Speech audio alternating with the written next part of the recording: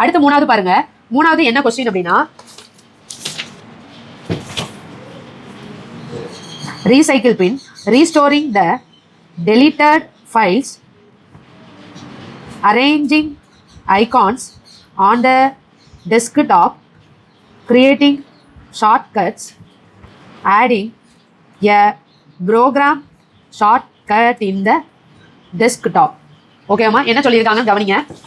மொதல் கொஸ்டின் வந்து எதுலேருந்து இது வர, recycle bin restoring the deleted files, arranging icons on the desktop ரெண்டாவது கொஸ்டின், மூணாவது creating shortcuts adding a program.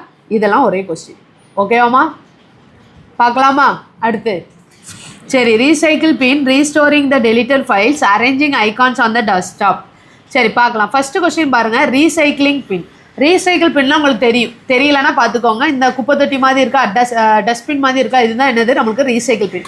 இந்த ரீசைக்கிள் பின்னோட இது என்னதுமா, வேலை என்னது, நம்ம ஒரு ஃபைலை டெலீட் பண்ணோன்னா அந்த ஃபைல் எங்கே போய் விழுந்துரும், ஒரு குப்பையில் போயிடும்.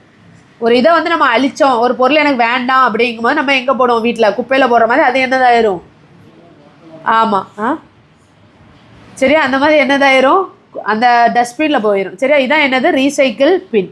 இப்போ இந்த ரீசைக்கிள் பின்னு வந்து என்னென்னு பாருங்கள். ஒரு ஃபோல்டர் இருக்குது, இதை நான் செலக்ட் பண்ணி ரைட் கிளிக் பண்ணி என்ன பண்ணுறேன், டெலீட்டுங்கிற ஆப்ஷன் கொடுக்கேன். டெலீட் கொடுத்துட்டேன், டெலீட்டில் போயிட்டு. சரியா, டெலீட்டில் இங்கே பார்த்தீங்கன்னா தெரியும், டஸ்ட்பின்குள்ளே போயிட்டு. இதான் என்னது ரீசைக்கிள் பின். இப்போ நான் ரீஸ்டோர் பண்ணுறேன், இது எனக்கு தேவை, ஐயோ தெரியாமல் அழிச்சிட்டேன் அப்படின்னா அது உள்ளே போய் டபுள் கிளிக் பண்ணிவிட்டு ரீஸ்டோர்னு கொடுத்தீங்கன்னா, கொடுத்துட்டு என்ன செய்யணும்,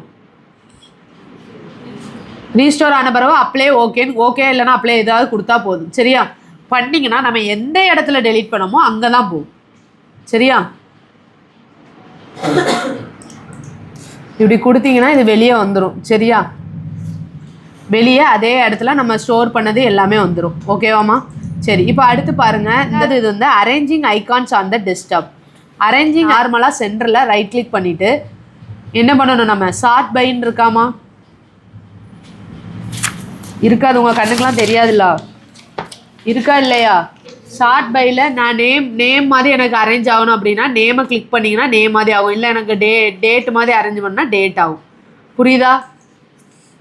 ஷார்ட் பை. இப்போ டேட் படி எனக்கு மாடிஃபை ஆகுனா என்ன செய்யணும், டேட் படி நம்ம மேலே இப்போ ரீசெண்டாக என்னது நம்ம க்ரியேட் பண்ணோமோ அது மேலே காட்டும். இதுதான் என்னது அரேஞ்சிங் த ஐகான்ஸ். ஓகேவா?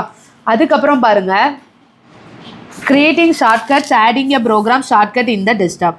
கிரியேட்டிங் ஷார்ட்கட்ஸ் எப்படின்னு நல்லா பாருங்கள்.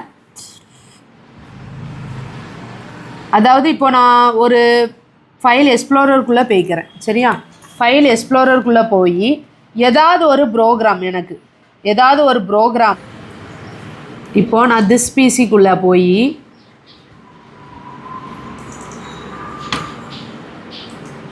ஒரு ப்ரோக்ராம் ஃபைல், ஏதோ ஒரு ப்ரோக்ராம் ஃபைல். சரியா, இப்போ இந்த மீடியா பிளேயர்னு வச்சுக்கோங்க, இதை நான் ரைட் கிளிக் பண்ணுறேன்.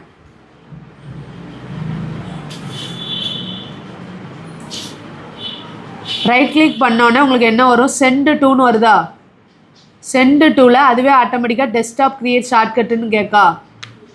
அப்படி அமுக்கணும் அப்படின்னா இந்த ஃபைல் எனக்கு இங்கே ஷார்ட்கட்டாக வந்துடும். இந்த வந்துட்டா மேலே, இது எந்த ப்ரோக்ராமாக இருந்தாலும் பரவாயில்ல. இப்போ இதில் சர்ச்சில் போய் ஒரு ப்ரோக்ராம் பண்ணுறேன்னு வச்சுக்கோங்க, வேர்டில் போகிறேன், வேர்டில் ரைட் கிளிக் பண்ணுறேன். ரைட் கிளிக் பண்ணால் எனக்கு இதில் சென்ட் டு ஆப்ஷனே வரலை. அப்படிங்கிற பட்சத்தில் ஓப்பன் ஃபைல் லொக்கேஷன் அமைக்கிக்கோங்க. ஓப்பன் ஃபைல் லொக்கேஷனா ஆட்டோமேட்டிக்காக அதுவே போய் ஒரு இதில் இருக்கும். அப்போ அதுக்கப்புறம் ரைட் கிளிக் பண்ணிங்கன்னா என்னது வரும், சென்ட் டூன்னு வருதா, வரல, ஷோ மோர் ஆப்ஷனுக்குள்ளே போட்டிங்கன்னா சென்ட் டூன்னு வரும். அதுக்குள்ளே போய் என்ன செய்யணும், டெஸ்க்டாப் கிரியேட் ஷார்ட்கட் பண்ணோன்னா என்ன வந்துடும், வெளியே அந்த வேர்டு வந்துடும். வந்துட்டா, இதுதான் என்னது creating shortcut adding a program shortcut in the desktop. ஒரு ஃபைலை உள்ளே போய் நம்ம ஷார்ட்கட் கிரியேட் பண்ணலாம். இன்னொன்று என்னது, ஒரு ப்ரோக்ராம்குள்ளே போய் என்ன செஞ்சுக்கலாம், ஷார்ட்கட்டை க்ரியேட் பண்ணிக்கலாம். சரியா?